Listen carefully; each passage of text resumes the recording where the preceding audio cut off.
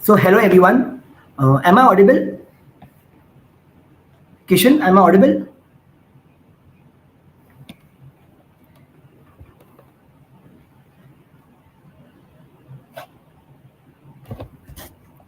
Hello Kishan, are you there?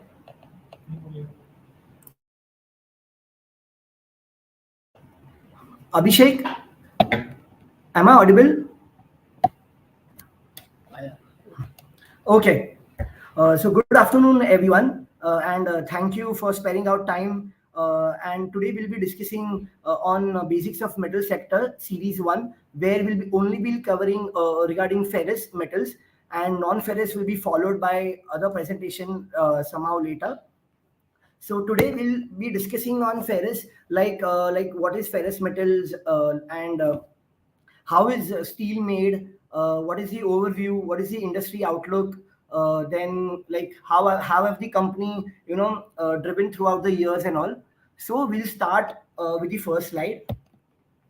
So yeah, so metals. So basically that is divided into two groups. So first is ferrous metal. One second.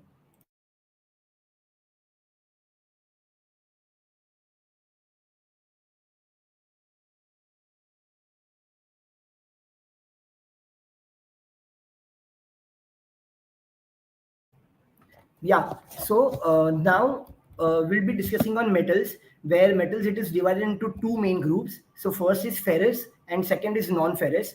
And today we'll be discussing only on ferrous. So ferrous is nothing but those metals which contain iron, and non-ferrous is those which do not contain iron. So in ferrous you have steel, and in non-ferrous you have aluminium, zinc, copper, gold, silver, etc. Moving on to the next slide. So this depicts that, so over here, this is a process. How is the steel made and what are the key components in the steel industry? So first is the iron making process, followed by steel making process and continuous casting. And then you have the final steel, which is the finished steel output. So first we'll be discussing on the iron making process.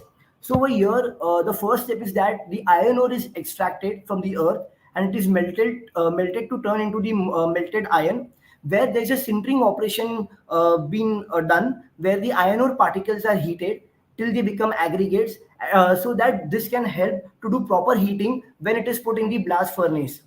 Similar way, you have cooking operation, which is done in coke oven. So there, the coking coal they become lumpy aggregates, and then this is also been transferred to blast furnace so as to carry out the smooth operation.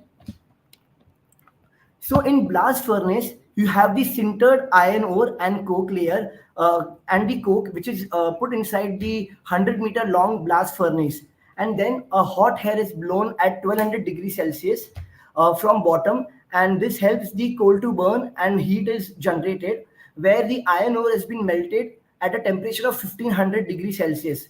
So this melted iron, it is known as the pig iron. Then over here we move out to the move into the steel making process, where we have two processes. So first one is basic oxygen furnace, which is the blast furnace BOF route, and second is the electric arc furnace, which is the EAF route.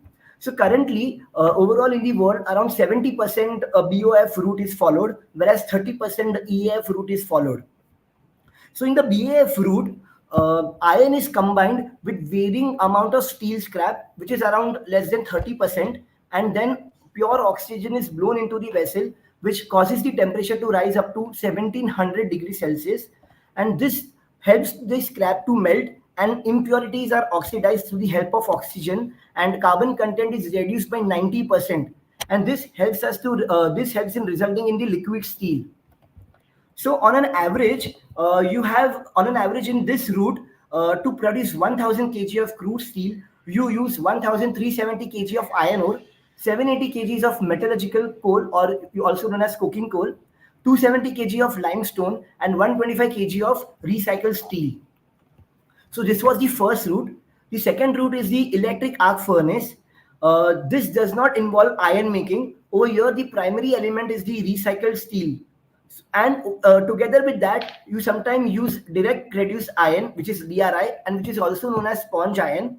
And you can also use pig iron for the chemical balance. And then the electric arc operates with an electric charge between the two electrodes, and this provides heating. And in this route, on an average, you to produce 1000 kg of crude steel, you use 710 kgs of recycled steel, 586 kg of 150 kgs of coal, and 88 kgs of limestone, and 2.3 gigahertz of electricity. So once this process is done, suppose you are doing a blast furnace process, which is the basic oxygen furnace. So then you have molten steel, which is poured. Then you get the liquid steel, which is known as the molten steel, and then this steel, it is poured into molds and then cooled into solid steel, which helps us to get semi-finished steel product.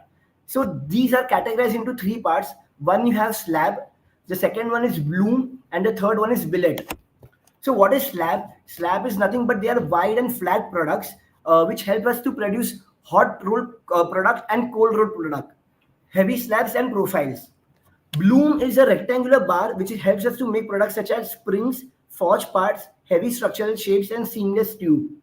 And then you have billets, which is a bar form in a square shape of long steel which helps us in the production of rebars and rods.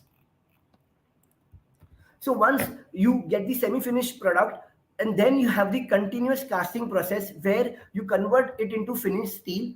So first one you have is the hot roll product, where the slab is heated above 1100 degrees Celsius and it is passed between rollers.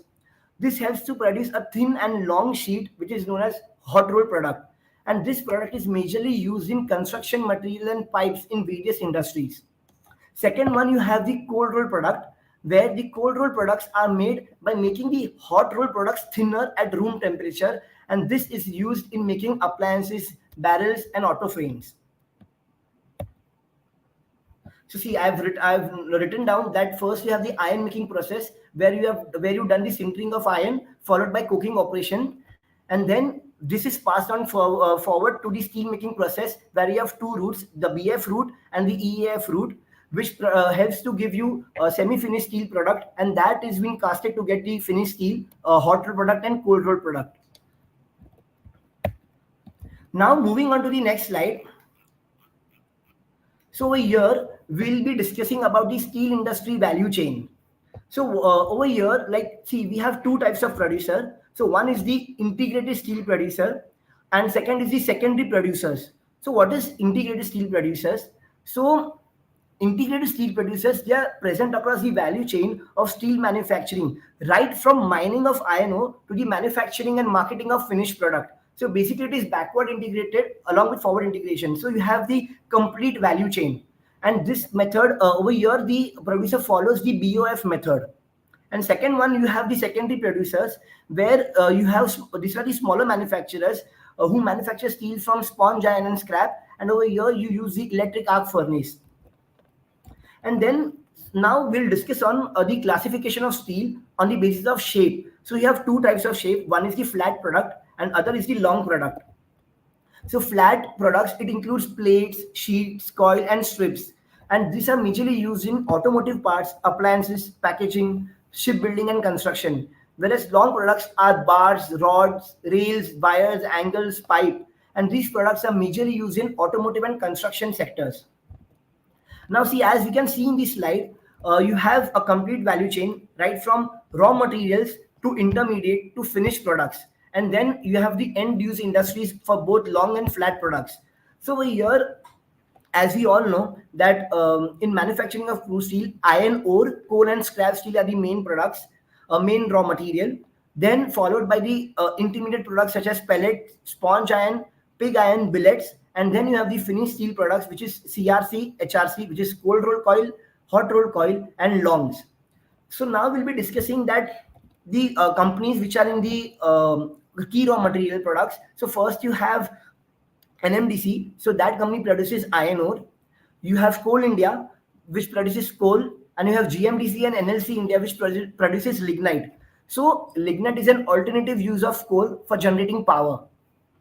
So that is the first value chain. Then we move on to the intermediate products, where we have Kirloskar Ferrous, which is the industry leader in pig iron industry, followed by Godavari Power, which produces pellets, and it is also in the premium 66% Fe category of pellet, Godavari Power. Then you have Indian Metals and Ferroalloy, which is in the ferrochrome, which manufactures ferrochrome. So basically, ferrochrome, it is basically used in manufacturing of stainless steel. So it acts as a raw material over there. You have Sandur Manganese and Moil, where manganese is also used in manufacturing of stainless steel. And then you have the finished product where Tata Steel, SAIL, JSW Steel, Jindal Steel and Power, Usha Martin, Shah Metallics, APL Apollo, Jindal Saw, Maharashtra Seamless, all those companies, they manufacture, produce the finished products, and then they sell out to the open market. Now moving on to the next slide. So what are the value drivers in the steel industry? So the revenue, for revenue, you have two main value drivers. So one is the price realization and second is the volume. So how is price influence in the steel industry? So first is supply and demand. So that plays a big role in the way commodities are priced in the global and domestic market. So when a demand for a particular commodity exceeds the supply, the prices tend to rise. And when the supply exceeds the demand, the prices generally fall. And demand outlook for base metal, it is mainly dominated by the macro factors such as demand from China. Why? Because China accounts for 50% of the total steel production and consumption. Then you have energy prices, US dollar, and the global growth forecast. And third, you have the raw material cost. So this also considers that you have the price of the input material like iron ore, you have coking coal, and other raw materials which is used in the manufacturing of finished steel product. So if there is any fluctuation in the raw material prices, that also influences the metal realization. So that was the two growth drivers of revenue. One is the price realization and second is the volume. And when you look at the volume growth, so now we'll talk on the volume growth. When you look at the volume growth, so building, infra and construction, so that is the biggest chunk which covers around 70% of the steel demand in India. So how to look at the demand scenario? So as a metric, check the housing and infra sector, whether how is the demand growth showing over there, and see how is the like outlook for the next few years. If there is a good increase in CAGR of the return of the output, you will see a major demand in steel as well. And then yeah, so now moving on to the next sector, next slide. So see over here, like we've prepared the crude steel production for 5 current calendar year. So you have calendar year 19, 20, 21, 22, 23. So over here we have showed a data like what is the total steel production, crude steel production of the world, followed by the top 10 steel producers, like the country-wise steel producers. So first is China, as we spoke, it accounts for more than 50% of the steel consumption and production. And at second you have India. As you can see the trend, like from CY19 it was at 111 million tons, and over there it has grown to 141 million tons in CY23, followed by Japan, USA, Russia. So in 2023, China was the world's largest crude steel producer, followed by India, Japan, and USA. And currently, the per capita finished steel consumption in 2022 was around 222 kgs for world and 645 kgs for China, whereas India has only 87 kgs in 2022-2023, the per capita finished steel consumption. So this depicts that India has a huge underlying penetration growth for the steel consumption, which will eventually happen moving forward. See, as so over here we have shown the data pertaining to India. Then you have China and the world production, crude steel production in this chart, followed by you have the India steel production versus consumption in million tons. So as you can see, in CY11 we were at around 74 million tons, which has almost doubled to 141 million tons in CY23, and the consumption has also grown from 65 to 129 million tons in CY23. Next, moving on to the steel consumption, like the end user industry, where is the maximum steel utilized? So as you can see, as we had already earlier talked, that building and construction and infra, they both account for approximately 65 to 70% of steel consumption, and which is followed by automobile, engineering and packaging, and defense.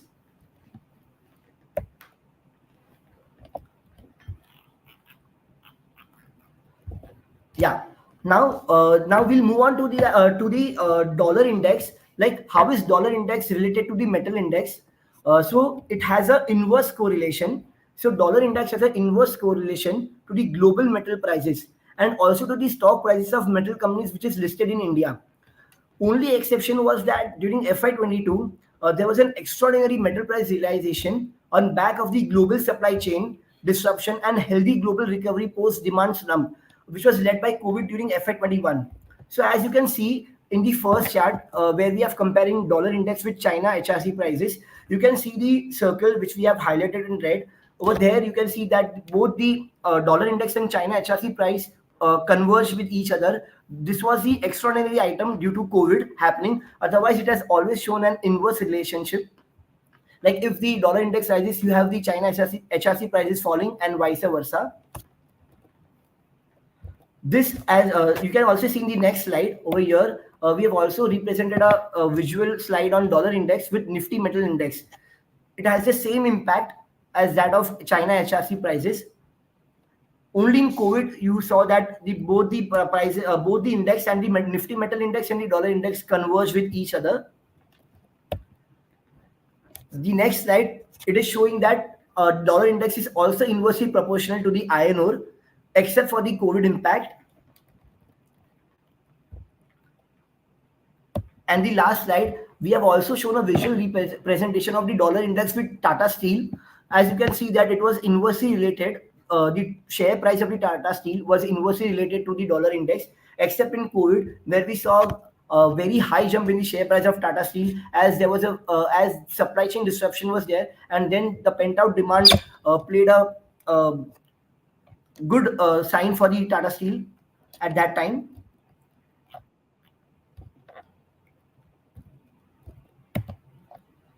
Now, moving on to the industry outlook. So in 2017, there was a national steel policy being introduced.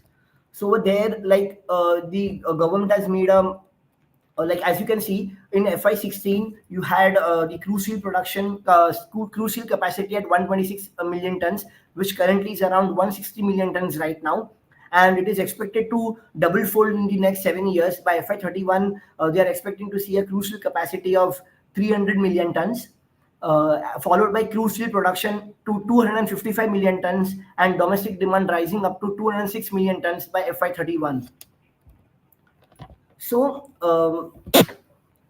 currently, the top five steel manufacturer. So this the robust capex plan by corporate indicates confidence in the demand environment as well in medium to long term.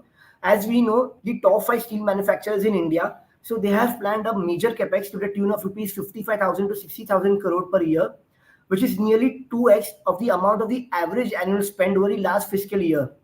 And these five companies, they they comprise of approximately 60% of the domestic output. So this illustrates that the capacity expansion, which will be driven by the robust demand growth and strong visibility of the healthy operating environment, and this will be also be largely supported by the government initiatives, which will help to fuel the construction and infra sectors, which comprise of approximately 70% of the steel consumption. Now moving on to the next slide. Over here, we have a slide prepared on the installed capacity and the future capex, where we can see that we have Tata Steel India, which has a capacity of 21 million tons, and it is projected to touch around 40 million tons in the next 7 to 8 years by FY 3031. The current phase commissioning of 5 MTPA capacity at Kalinganagar is underway, and it is about to commence in the next quarter. So we'll have incremental volumes going ahead in the next coming quarters. Then you have JSW Steel, which has a current capacity of 28.2 million tons, and there is a capex of 8.8 million tons, and you will see 37 million tons, which will be happening in the next 1.5 years. And eventually, they have targeted to 50 million tons by FY30. Then you have Jindal Steel and Power, where the company is operating at around 9.6 million tons capacity, and which is expected to grow to 15.9 million tons by FY25 and FY26, followed by SAIL, where the current capacity is around 20 million tons, which will be increased to 35 million tons by FY30 and 31. And then you have NMDC, which is the manufacturer of iron ore, which has a current capacity of around 52 million tons, which is expected to reach around 100 million tons in the next 7 years by FY30. So we have prepared a next, moving on to the balance sheet deleveraging slide. So this represents that when there was COVID, you had steel pricings moving to the rooftop, where these companies had augured well, where they had extraordinary profits. So at that time, the companies had the following borrowings in their balance sheet, which had drastically reduced. Like as you can see, Tata Steel had a borrowing of 1,16,000 crores, which had eventually reduced to 78,000 in 1 year. So whenever the steel cycle plays, when where you had uptick in price realization and pent up demand, you see a major deleveraging of the company's balance sheet. So as you can see, Hindalco, JSPL, where Jindal Steel's borrowings had reduced from 36,000 crores to 12,000 crores. Then you have Jindal Saw, which had reduced its borrowings from 5,372 crores to 4,685 crores, and Godavari Power from 1,700 crores to 317 crores. So here we've prepared a valuation table which covers Tata Steel, JSW Steel, JSPL, SAIL, and NMDC. So like we've taken the data from the Bloomberg, and over here we have the expected revenue, EBITDA, and PAT, as you can see, followed by the important matrix in the next slide, where you have PE, EV by EBITDA, and ROE for the next 3 years, like for FY24, 25, and FY26.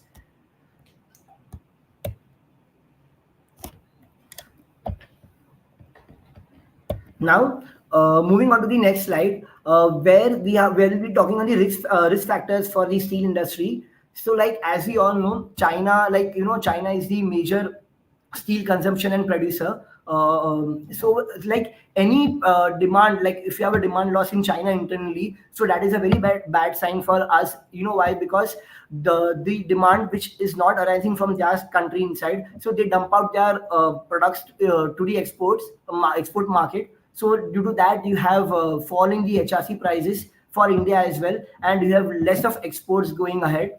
So therefore, China's products are more accepted worldwide due to less pricing. So that is a risk factor for steel.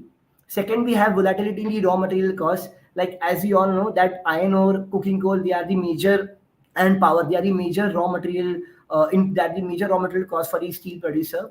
So like if there is any increase in sharp uptick in the coking coal prices, and if you have the realizations of steel steady, so there's a material impact in the EBITDA margins of the steel companies, which degrades their profitability. And then you have imposition of export tax on steel, iron ore, or pellet. So this had happened 2 years back, where there was an extraordinary run in their steel prices. So government, for a temporary time being, they had put an export tax on the steel, iron ore, and pellet. So so as to control the pricing of the steel. And once it had stabilized, the government had again revoked the imposition of export tax in the 6 months. So this is also one of the risk factor for the steel producers. And last, you have slowdown in domestic demand. Like if there is no private capex happening or public capex happening, and there is a demand slowdown, this doesn't augur well for the steel industry. And so we have shortlisted some of our top picks, where we have given a like as you can see, we have Tata Steel, Shah Metallic Energy, Good Luck India, Indian Metal Ferroalloys, and High Tech Pipes, where we see a good percentage return upside in these five stocks in the next 18 to 24 months. So this was our top picks. Yeah. So that was all from the fundamental side for the presentation. We are open for Q&A.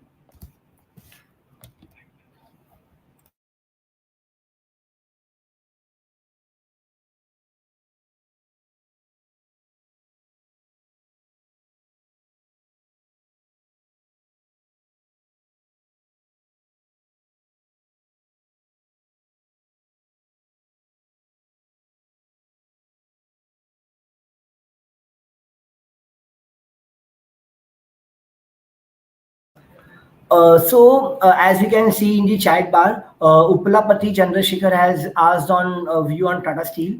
So, like we are, we remain cautiously positive on Tata Steel. Like now currently the in this quarter, the next quarter, you will have the new capacity coming online, which will augur well for Tata Steel as there will be incremental volumes and. There is so that will augur well for the company. This year was a record record production and a record sales for Tata Steel, which we also feel that this year eventually will also happen for FY25 as well. So we remain very optimistic on Tata Steel, and we also can see we have given a our first topic is Tata Steel in the slide for a price target of rupees 200.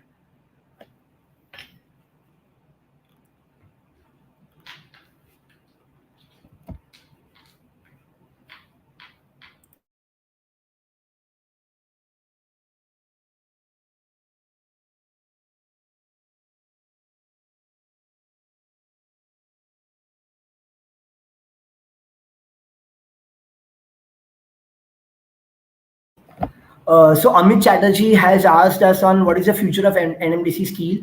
So currently, the company has just initiated his the production has just initiated. So it will still take some time for the sales to happen. So any dip will be a good buying opportunity in NMDC Steel, and yeah, so we are also cautiously positive on NMDC Steel.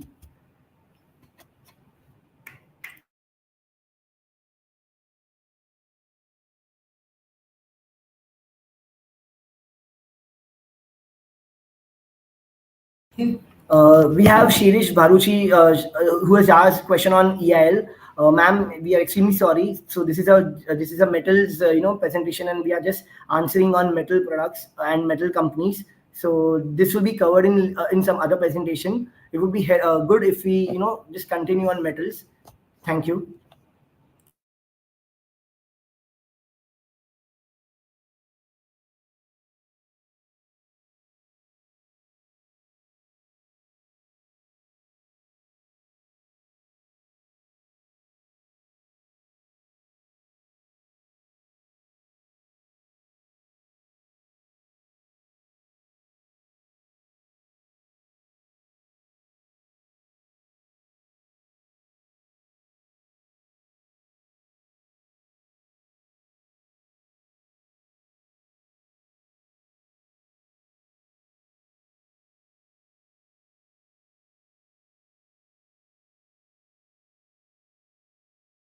Any more questions we have? You can please write in the chat bar.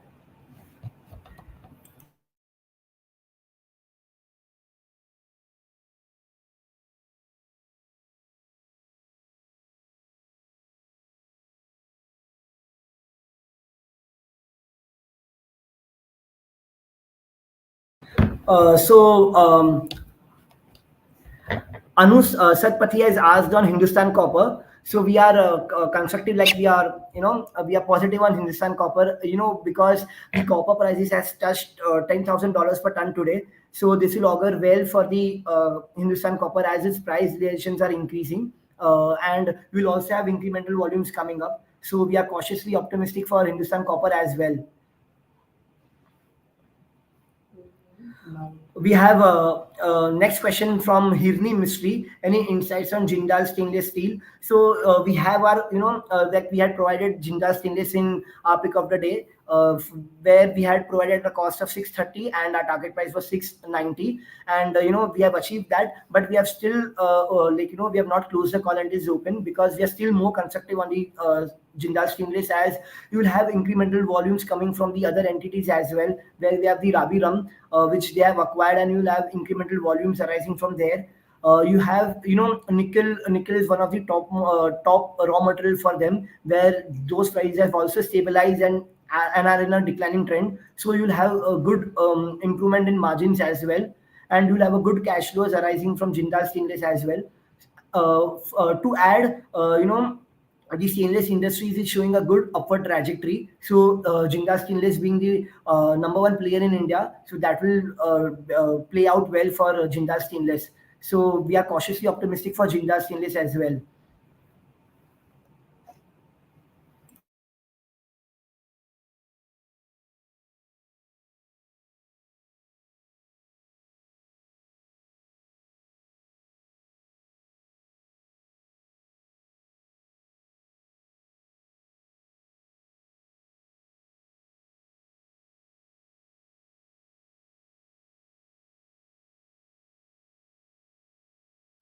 So we have the next question from Rajendra Kumar. Please tell me about Vedanta. So Vedanta is also a good bet. Like you had like in the Q4 they had the record production in zinc and other businesses as well.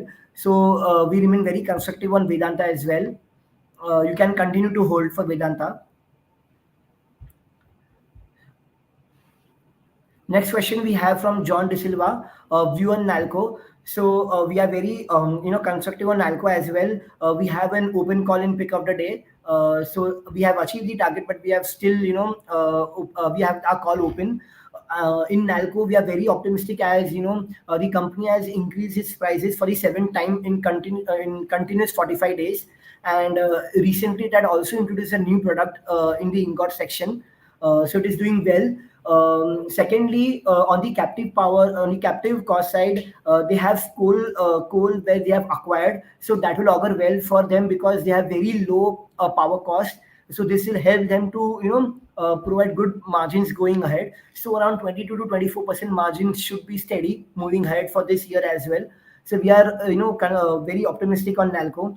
Plus, you have aluminum demand arising from India. So there is a very robust aluminum demand arising in India. So all factors are auguring well for Nalco. So we are positive on Nalco.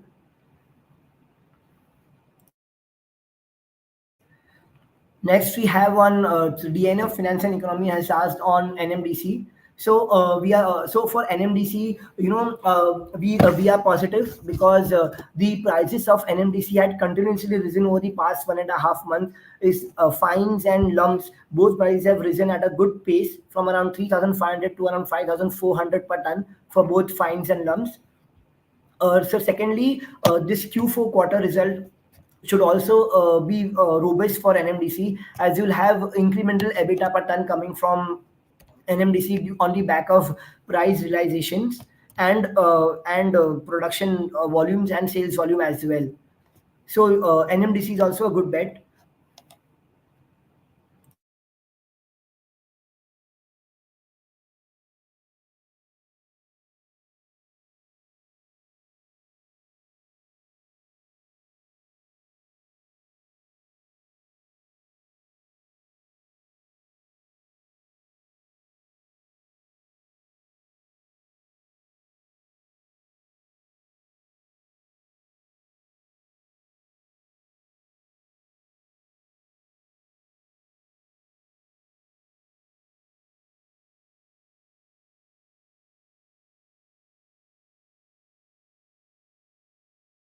We'll take the next question from Kailash Malu, who has provided a view on Hindustan Zinc. So, Hindustan Zinc, if we know, they had declared its 4Q FY24 results on Friday.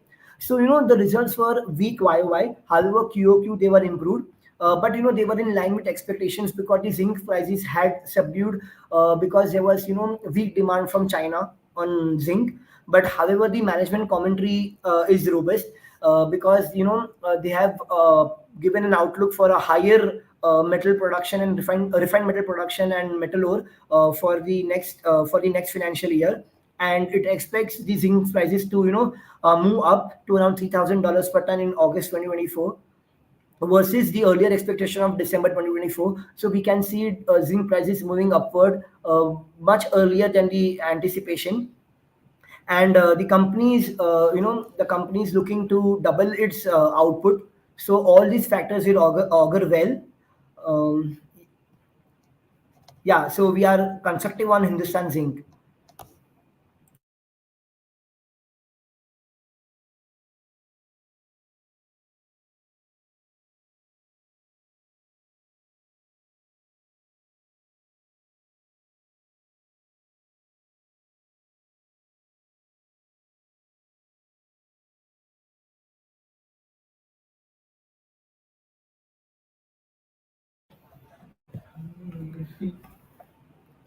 So yeah, we'll be taking next question from John De Silva.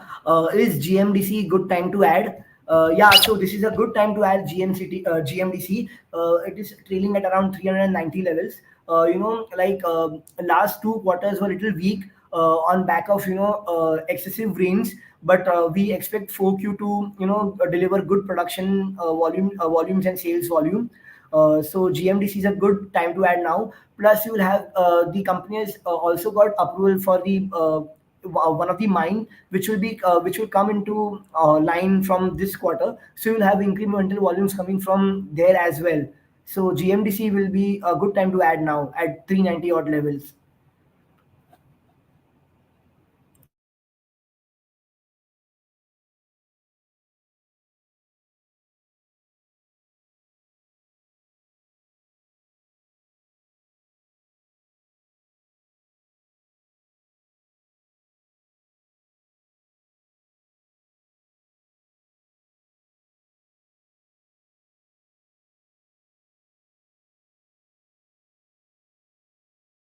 Sunil Baroy has asked on electro steel casting. So, like as we see, the company is reporting good profits for the last 6 to 7 quarters, and the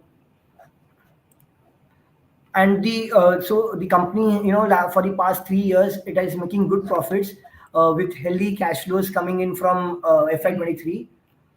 You also a good another good sign is that the promoters has also added more than 2% stake in March 24, and valuation wise is also, valuation wise is also decent. So electrosteel casting is also a good buy from here. So yeah, we are also positive on electrosteel casting.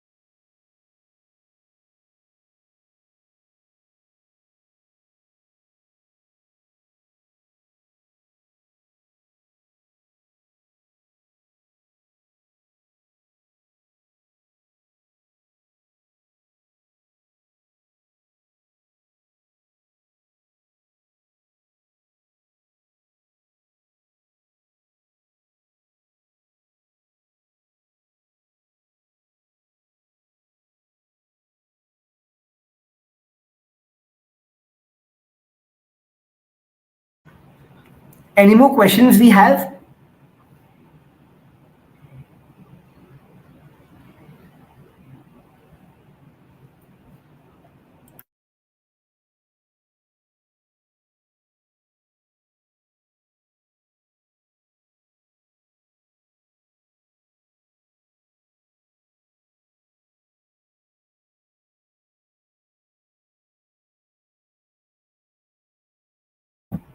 Mox, kindly share your mobile number. We will try and answer this question on one-to-one basis. We know that the government auctions the iron ore blocks, and most of the company is bidding for that. So, looking at the higher prices of iron ore across the world, obviously, the we need to really study the pricing policy to find out the exact payment of the royalty to the government. So we would like to take this question offline. So kindly just share your mobile number. We'll revert back to you on that. Kindly just type it your mobile number. We'll talk to you on one-to-one basis.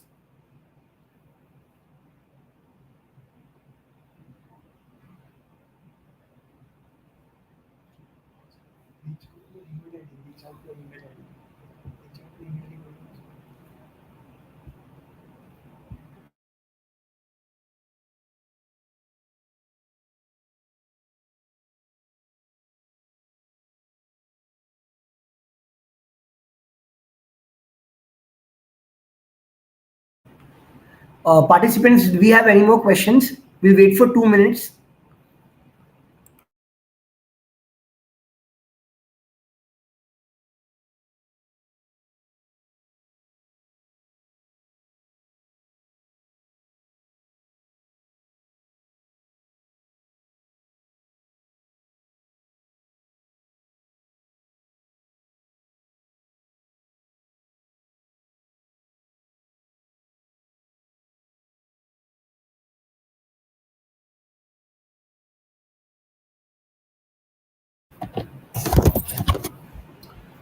Mukund, we will not like to recommend.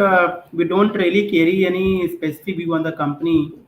If you look at the presentation, etc., they are not sharing the data, etc. So we are not very constructive on the company. Rather, we will prefer, the other tier one metal players, whether it is into ferrous or non-ferrous, like say Tata Steel or let's say JSPL or JSW Steel, etc. Those companies are better than the Mukund.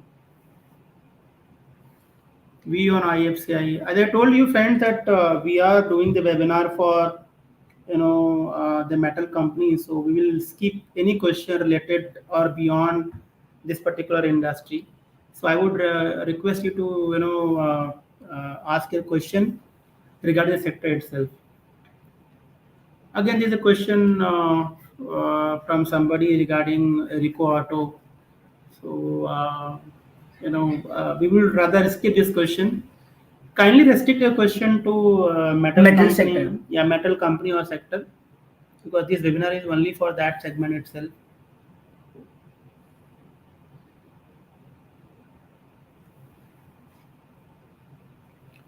I think we just answered regarding the Mukan Steel. Mr. Kailash Malu is asking about Mukan Steel. We have just answered the question a short while back, and we said that we are not very constructive or other positive about this company. See, to take a call on any company, I think the data should be available regarding presentation, etc., to make any kinds of view on those companies. And it is relatively smaller player as compared to other tier one metal companies. So we do not recommend or we do not have any ready view on the company. As I told you earlier, that we would rather prefer the other larger player in the ferrous and non-ferrous segment. Then there is one question from Mr. Ajay Kumar on PSU. Like PSU means what? You want to have the view, or you want view on the PSU companies, or PSU sector, or I mean any specific company you want to know?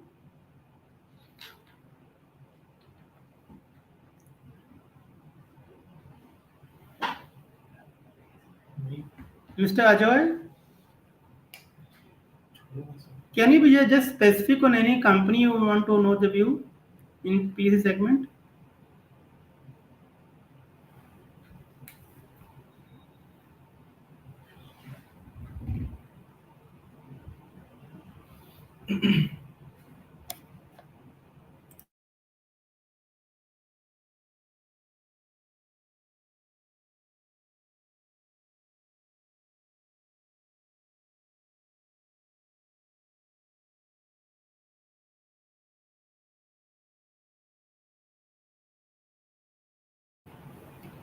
Anybody else want to ask any question on metal sector?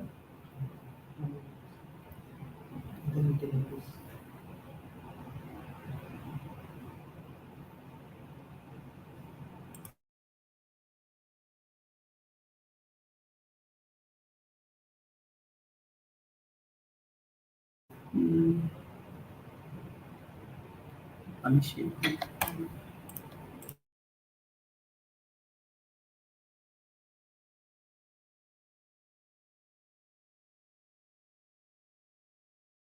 So yeah, Vishnu, Vishal Purohit has asked on Hindustan Copper. So there was earlier one of the participants had asked on Hindustan Copper. So like we are very positive on Hindustan Copper. As you know that like today the copper prices have touched around $10,000 per ton high after 3 years. So that will augur well for the company as its realization is increasing, coupled with the volumes. So like we are positive on Hindustan Copper.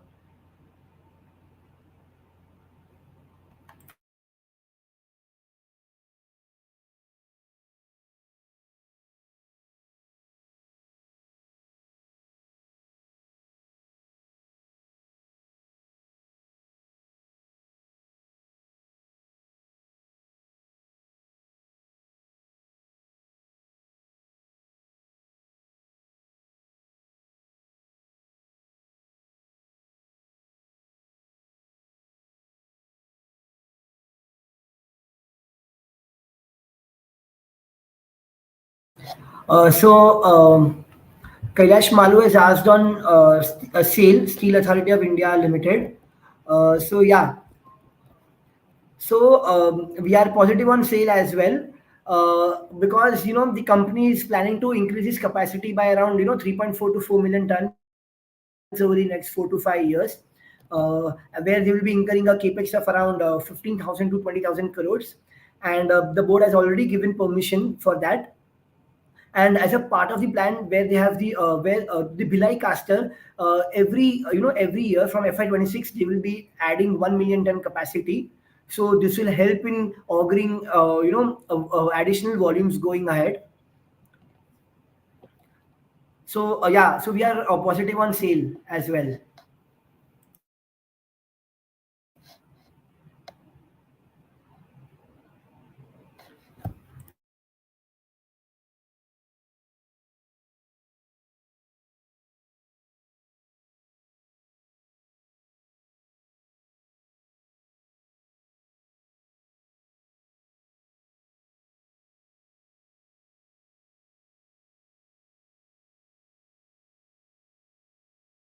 Yeah, so Ajay Kumar, you were asking on in general for public sector units in metal industries. So yeah, there are a couple of few where you can find growth. Like you have a GMDC, you have Moil, you have Nalco, you have Hindustan Copper, you have SAIL. All are auguring well. So yeah, you can add those stocks in your portfolio.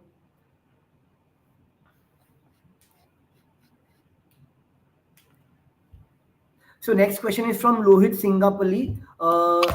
Is it good to buy Tata Steel for 1 year? So yes, so Tata Steel has in this financial year has record production volumes and deliveries for FY24, and we expect the same to continue for this year as well. You have the Kalinganagar unit, Kalinganagar expansion plan going online this year, where you'll also see additional volumes coming together. You also have other companies like Tata Tin Plate, Tata Metallics, Tata Steel Long Products, which will be auguring incremental volumes, which will eventually help to boost the profits of the Tata Steel, as all those companies have been amalgamated into Tata Steel itself. So it is good. Like we are constructive on Tata Steel as well, and as you can see, we have provided Tata Steel in our top picks with the price target of rupees 200 from a period of 18 to 24 months.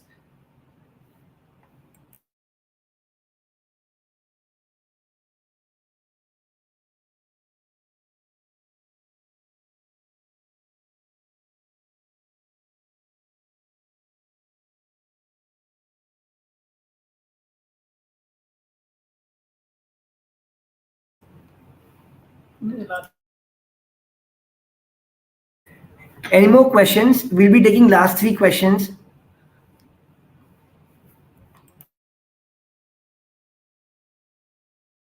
So John De Silva is asking on view on hemisphere. So like as you earlier told that like this is a metal related presentation and seminar webinar. So please keep questions restricted to metal companies itself.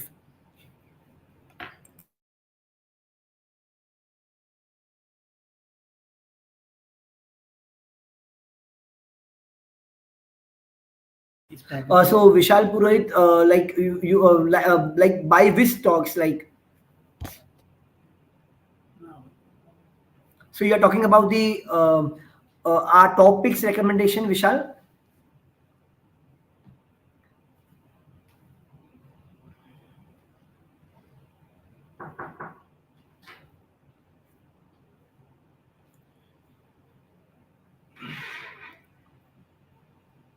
Yeah, so like Tata Steel, yeah, you can like all these stocks you can add in SIP mode. So yeah, all stocks you can buy it in the SIP mode instead of going for one lump sum payment. Uh, Vishal, another suggestion to you is that whenever you construct a portfolio for metal, please keep in mind that your overall portfolio should be aligned with the benchmark. The whole idea behind this webinar is to make you understand about the sector and what to pick and choose. It does not mean that you will put your whole money in the only these 5 or 6 companies. So your allocation in these companies should be in line with the benchmark allocation rather than just putting everything in the metal sector as a whole. So I think ideally, uh, you know, uh, uh, 8 to 10% of your portfolio should go into the metal, not beyond that.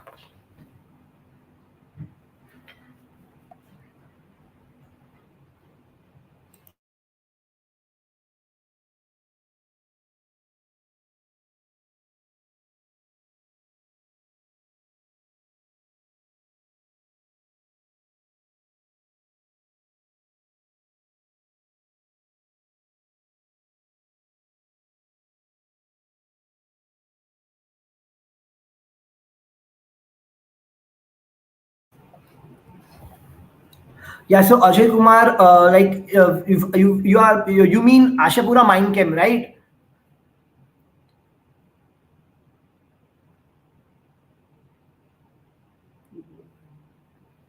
I think in that particular question is also asked about, is it a profit related to the gold prices? See, I tell you, Mr. Ajay Kumar, uh, gold mining activities, across the world, while we are seeing the gold prices at the historical level, we have not seen the gold mining company reach into to a historical high, because mining of gold is rather more expensive, I mean, as compared to processing of the gold. That's our view. So generally, gold mining companies we do not recommend. This webinar is anyway related to the ferrous sector as a whole. So I would suggest, I mean, if you have any question related to the metal sector forming part of the ferrous segment, we will happy to answer that.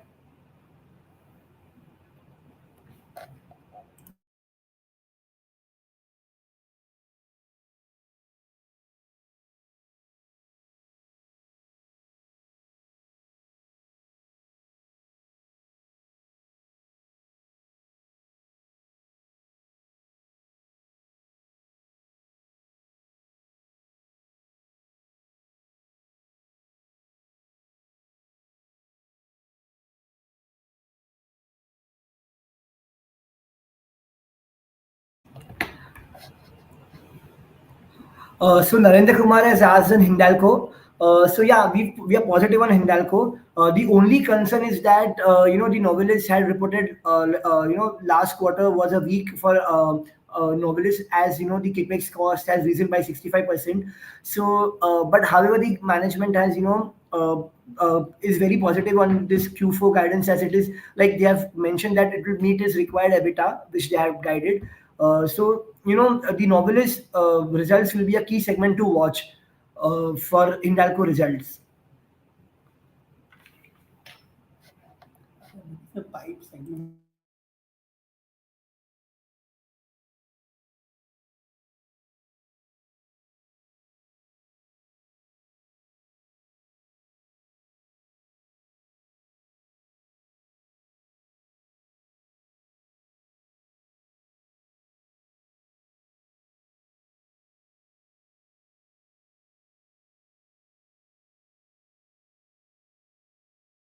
अच्छा.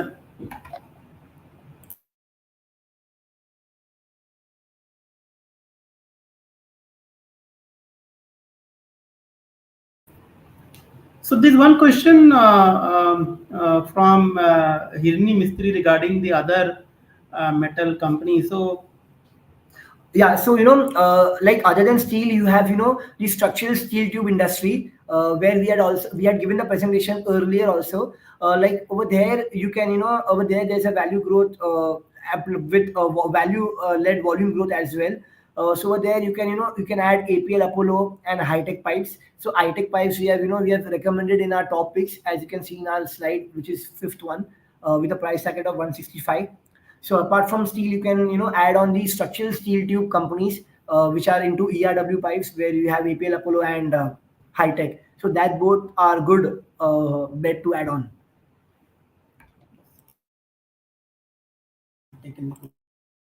Yeah, so that was the last question for the day.